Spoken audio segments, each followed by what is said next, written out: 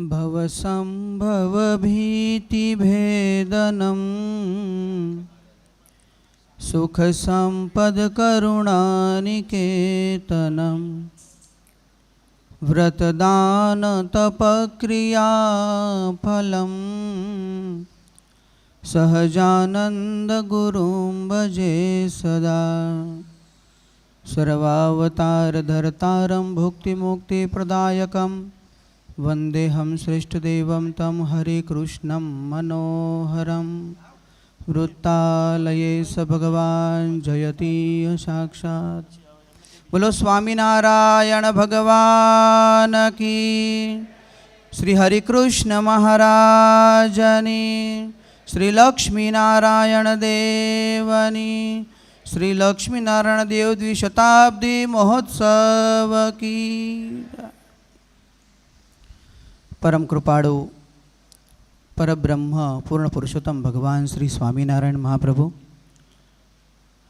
वाला श्री हरिकृष्ण महाराज, वृंदावन विहारीलाल, श्री राधा मैया, श्री लक्ष्मीनारायण देव, श्री राजा रणछोडरायना पवित्र सानिध्य में पवित्रानंद स्वामीना सुंदर मजाना सभा मंडप में श्री स्वामिनारायण मंदिर वड़ताल धाम द्वारा आयोजित चैत्री समयो 243 भगवान श्री हरिना जन्म जयंती निमित्ते प्रागट्य उत्सव निमित्ते सुंदर मजानो समयो अने ए समयमां श्रीमद भागवत महायज्ञनी अद्भुत कथा प्रसादीना व्यासपीठ पर विराजित थई संप्रदायना नवयुवान विद्वान शास्त्री स्वामी नारायण चरणदासजी स्वामीजीना श्री चरणों में कोटि वंदन। जेओना आशीर्वादथी आ चैत्री समूह यजमान परिवार करी रह्या छे एवा परम पूज्य नारायण प्रसादाजी स्वामी उधनावाड़ा, जेओनी प्रेरणाथी जीवना रग रग में वड़ताल छे एवा वड़तालना प्रेमी सद्गुरु सत्संग महासभाना प्रमुख शास्त्री स्वामी नवोत्तम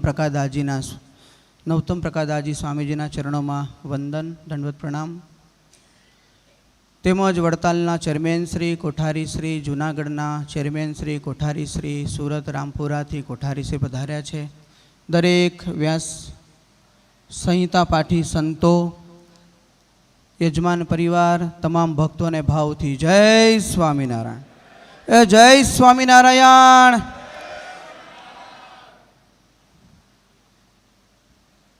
अथात संप्रवक्ष्यामि महात्म्यं पापनाशनम् अक्षयाया स्तुतियाया स्थिते पक्षे च माधवे। व्याख्यानमाळा दरमियान श्री स्कंद पुराण में वैष्णव खंड में वैशाख महीनानो जे महिमा है ते पैकीनी तमाम तिथिओ पवित्र है अने तमाम तिथिओं में सर्वथी श्रेष्ठ जो कोई तिथि होय तो ते वैशाख सुद तृतीयानी तिथि है, जेने आपणे अखा त्रीज पण कहीए छीए। श्रुतदेव बोल्या छे कि हूँ वैशाख सुद त्रीज जे अक्षय तृतीयानु पापनो नाश करनारू महात्म्य कहीश, ते सौ सावधान थई अने सांभळो। ते दिवसे सूर्योदय समये प्रात स्नान करनार बधा ज पापथी मुक्त बने छे। शास्त्रनी अंदर अद्भुत आ अक्षय तृतीयाना महिमानी कथा लखवामां आवेली छे। आजे आपणे आ स्कंद पुराण अंतर्गतनो अध्याय मने पूज्य गुरुए मोकल्यो हतो। तमाम संतो व्याख्यानमाळा दरमियान विविध विषयों पर सुंदर मजाना नवा नवा प्रसंगों आपने श्रवण करावे छे। पुराणों, इतिहासों, शास्त्रों मांथी खोड़ीने अध्यायोना माध्यमथी आपणे जे कथा अहींया 20 मिनिट के अर्धो कलाक सांभळीए छीए ते आपणने अक्षय फळ आपनारी छे। अक्षय तृतीयानो जे महिमा छे एनो वृत्तांत छे ए सर्वने सुखी करनार छे। आ अध्याय में इंद्रनी कथा आवे छे। सुंदर मजानो प्रसंग बताववामां आव्यो छे।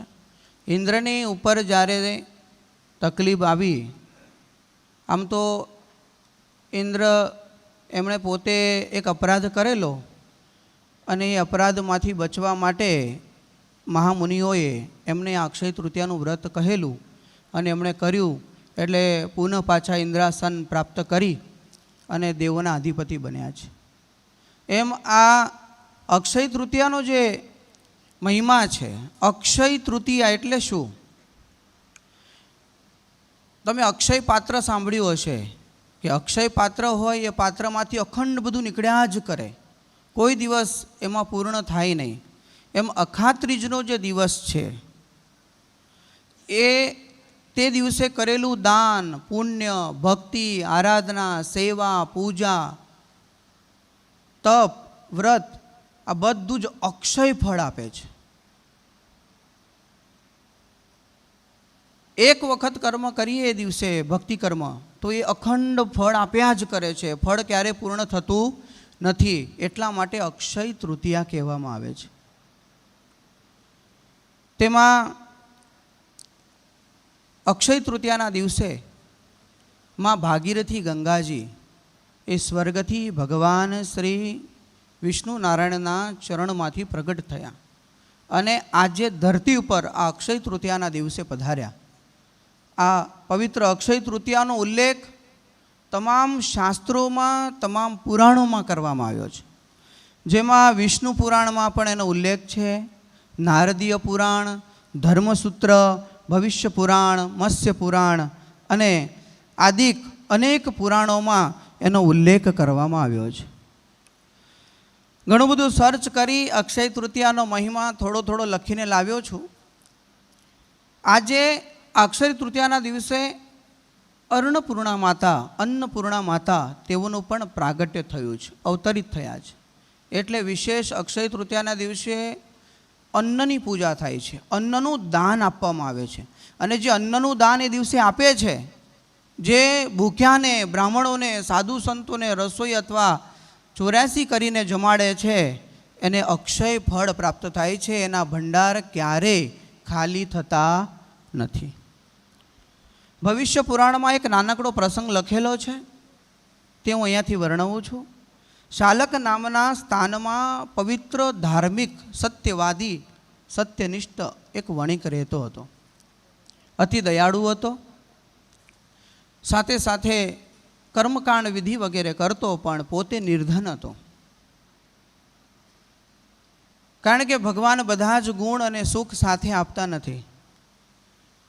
ગુણવાન હોય છે ત્યારે ધનવાન નથી હોતા, ધનવાન હોય છે તો ગુણ ન હોય. આ રાજાને બધા જ ગુણો હતા, ધન ન હતું, દુઃખી હતો, પરેશાન હતો. વણિક, આ વણિકને બધું જ હતું પણ ધન ન હતું.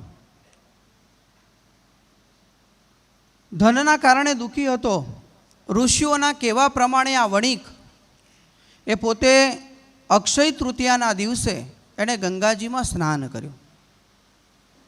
ગંગાજીમાં સ્નાન કરી ભગવાન વિષ્ણુની પૂજા કરી, પિતૃઓને તર્પણ આપ્યું અને ત્યાર પછી પોતાની પાસે રહેલું થોડુંક ધન અને અન્ન જે હતું એમાંથી એણે અક્ષય તૃતીયાના દિવસે દાનપૂર્ણ કર્યું, પૂજન કર્યું.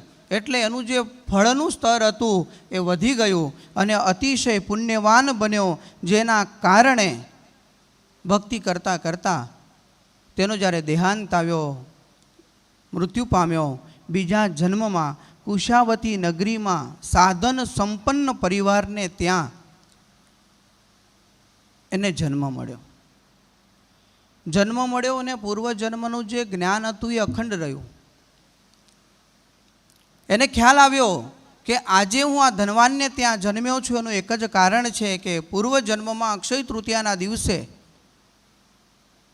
મેં ભગવાનની પૂજા કરી, ગંગા સ્નાન કર્યું, બધાને અન્ન અને દાન કર્યું, જેના કારણે આજે મને આ ધનવાનને ત્યાં જન્મ મળ્યો છે. એટલે એણે પરોપકાર કરવાની શરૂઆત કરી, ખૂબ દાન આપવાની શરૂઆત કરી. દર વર્ષે જ્યારે વૈશાખ સુદ ત્રીજનો દિવસ હોય, અખાત્રીજનો દિવસ હોય, તે દિવસે મોટો ઉત્સવ કરે, બ્રાહ્મણોને બોલાવે, જમાડે, વિધિ કરાવે, યજ્ઞ કરાવે, પરોપકારના કાર્યોમાં તળાવ ખોદાવે, વૃક્ષો વાવે, કન્યાદાનો કરે.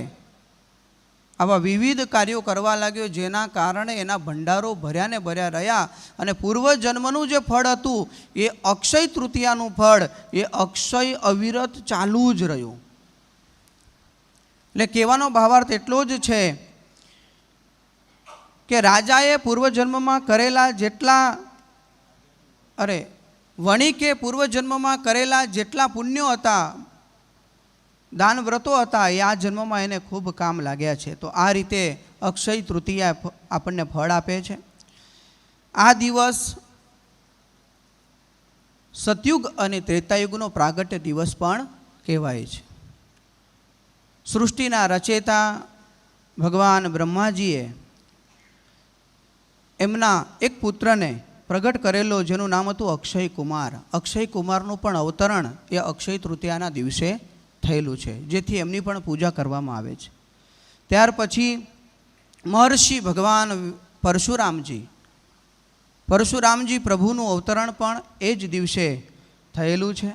તે જ રીતે ધનના દેવતા કુબેર ભંડારીનું પ્રાગટ્ય અને કુબેર ભંડારીને જ્યારે ધનનો ખજાનો પ્રાપ્ત થયો એ પણ અક્ષય તૃતીયાનો જ દિવસ હતો. એટલે જે અક્ષય તૃતીયાના દિવસે કુબેર ભંડારીની પૂજા કરે છે એને ધનનો ખજાનો પ્રાપ્ત થાય છે, એટલે વિશેષ કરજો. ત્યાર પછી ભગવાન શ્રી કૃષ્ણ નારાયણના બાળપણના જે સખા હતા સુદામાજી, એ સુદામાજીનું અને પ્રભુ શ્રી કૃષ્ણનું મિલન પણ અક્ષય તૃતીયાના દિવસે થયું હતું. સાથે સાથે મહાભારતના કાળમાં જ્યારે દુર્યોધન દ્વારા દેવી દ્રૌપદીજીનું ચીરહરણ વસ્ત્રહરણ થતું હતું, આ એ જ દિવસ હતો જે દિવસે જ્યારે દ્રૌપદીની લાજ અણાતી હતી અને ભગવાનને હૃદયથી યાદ કર્યા એટલે તુરંત ભગવાન શામળિયા ગિરધારી દ્વારિકાધીશ દોડીને આવ્યા અને દેવી દ્રૌપદીજીની રક્ષા કરી. તેમજ ચારો ધામ ખૂબ પવિત્ર છે. ચારે ચાર ધામમાં સૌથી મુખ્ય સ્થાન કોઈ હોય તો તે બદ્રીનાથનું સ્થાન છે. અને બદ્રીનાથના સ્થાનમાં જે ભગવાન રહેલા છે બદ્રીનાથ, તેઓના કમાળ પણ એ અક્ષય તૃતીયાના દિવસે ખુલે છે. સાથે સાથે વૃંદાવન વિહારી બાંકે બિહારીનું જે સ્વરૂપ છે એ બાંકે બિહારીજીના સ્વરૂપના એ જે ચરણ છે એ ચરણના દર્શન એ અક્ષય તૃતીયાના દિવસે વર્ષમાં એક જ વાર થાય છે. એટલે ત્યાં પણ ખૂબ મોટો મહોત્સવ એ ઉજવવામાં આવે છે. અને આપ જાણો છો એ રીતે આખા સંપ્રદાયમાં ભગવાનને ઠંડક કરવા માટે પરમેશ્વરને સુંદર મજાના ઓરિજિનલ ચંદનમાંથી સુંદર વાઘા બનાવવામાં આવે છે. 1.5 મહિના સુધી એ ભગવાનને ચંદનના વાઘા ધરાવવાની જે શરૂઆત છે એ અક્ષય તૃતીયાના દિવસે જ થાય છે. એટલે જો અક્ષય તૃતીયાના દિવસે જો કોઈ પુણ્ય કરવું હોય, ભગવાનની પૂજા કરવી હોય અને ભગવાનની આરાધના અને ભગવાનની સેવા કરવાની ઈચ્છા થાય તો એ દિવસે જરૂરથી ચંદનના વાઘા એ ભગવાનના નોંધાવા, જેથી કરીને હરિકૃષ્ણ મહારાજ લક્ષ્મીનારાયણ દેવને અક્ષય તૃતીયાના દિવસે આપણા ચંદનના વાઘા થાય. આવો તો અનેક મહિમા એ અક્ષય તૃતીયાનો છે. સુંદર મજાના વૈશાખ સુદ ત્રીજના રોજ આપણા ધર્મકુળ પરિવારમાં ધર્મદેવ અને ભક્તિ માતાના ત્રીજા દીકરા એવા ઈચ્છારામભાઈનો જન્મ એ પણ આજે અક્ષય તૃતીયાના દિવસે સંવત 1843ની સાલમાં થયો હતો. વાલા ભક્તજનો, સુંદર મજાનો અહીંયા ચૈત્રી સમયો ચાલે છે. વણ તેડે વડતાલ આવવાની મહારાજની આજ્ઞા છે, એ પ્રમાણે આપ સૌ ભક્તો અહીંયા પધાર્યા છો. યજમાન પરિવારે ખૂબ સરસ લાભ લીધો છે. સદગુરુવર્ય નવતમ પ્રકાશદાસજી સ્વામીજીના હૃદયમાં હંમેશા વડતાલ પ્રત્યેનો ભાવ, વડતાલ પ્રત્યેની વાત, દેશ હોય વિદેશ હોય બધે જ પૂજ્ય સ્વામી ખૂબ વડતાલનો પ્રચાર કરતા હોય છે. એ જે વડતાલ છે આપણા હૃદયમાં વસેલું છે, એ વડતાલમાં બિરાજમાન લક્ષ્મીનારાયણ દેવ, હરિકૃષ્ણ મહારાજ, ધર્મદેવ, ભક્તિ માતા, દશે અવતાર, હનુમાનજી મહારાજ, ગણપતિ દાદા, સિદ્ધેશ્વર મહાદેવને જ્યારે નવેમ્બર 7 થી 15 200 વર્ષ જ્યારે પૂર્ણ થવા જઈ રહ્યા છે, દ્વિશતાબ્દી મહોત્સવના ઉપક્રમે આ સુંદર મજાનું આયોજન અહીંયા થયું છે. સુંદર મજાની કથા વાર્તા આપ સાંભળી રહ્યા છો. વિશેષ લાભ આ કથા વાર્તાનો આપ સૌ ભક્તો લેતા રહેજો. વિશેષમાં ભરૂચ દાંડિયા બજાર સ્વામિનારાયણ મંદિર આજથી 190 વર્ષ પૂર્વે સદગુરુ આનંદાનંદ સ્વામીએ સુંદર મજાનું 3 શિખરવાળું મંદિર બનાવ્યું અને તેને હમણાં 189 વર્ષ પૂર્ણ થશે એટલે તારીખ 18ના રોજ દ્વિશતાબ્દી મહોત્સવનું ભવ્ય સંમેલન ત્યાં રાખેલું છે. અને સાથે સાથે નીલકંઠ વર્ણી મહાપ્રભુ વન વિચરણ દરમિયાન ત્યાં આવી અને રોકાયા હતા. 3 દિવસ સુધી મહારાજે ત્યાં રાતવાસો કરેલો હતો. એટલે એ ન્યાયે એ સ્વરૂપને અને એ પ્રસંગને એ દિવસને તાદૃશ્ય કરવા માટે પંચધાતુની શ્રી નીલકંઠ વર્ણીની મૂર્તિ ત્યાં બનાવી છે. તેની સ્થાપના વિધિ એ પણ એ દિવસે રાખેલી છે. એટલે દરેક ભક્તો એ જરૂરથી પધારજો. શિખરનું અધૂરું કાર્ય સદગુરુ ગોપાળાનંદ સ્વામીએ પૂર્ણ કરેલું છે. 2 માસ સુધી સ્વામી ત્યાં રહ્યા અને સુંદર મજાના શિખર સ્વામીએ ઘડ્યા છે. તથા સુંદર મજાનું મંદિર છે. અનેક સંતો ત્યાં રહ્યા છે. પ્રસાદીનું સ્થાન છે. મહારાજ શ્રી હરિ 7 વખત ભરૂચમાં પધાર્યા છે. એટલે જરૂરથી સૌ ભક્તો એ મે મહિનામાં 16, 17 અને 18 3 દિવસ સુધીનો પ્રસંગ છે. એટલે જરૂરથી સૌ ભક્તો પધારજો. 18 તારીખે 9 વાગે મહાસંમેલન છે, જેમાં ઘણા બધા બ્રહ્મનિષ્ઠ સદગુરુ સંતો પધારશે, પૂજ્ય મહારાજશ્રી પધારશે. એટલે આપ સૌ ભક્તો પણ જરૂરથી પધારજો. એટલું કહી યજમાન પરિવાર સમયમાં આવેલા ભક્તોનું ભગવાન ખૂબ મંગળ વિસ્તારે, બધાને સુખી રાખે એટલું કહી જય સ્વામિનારાયણ.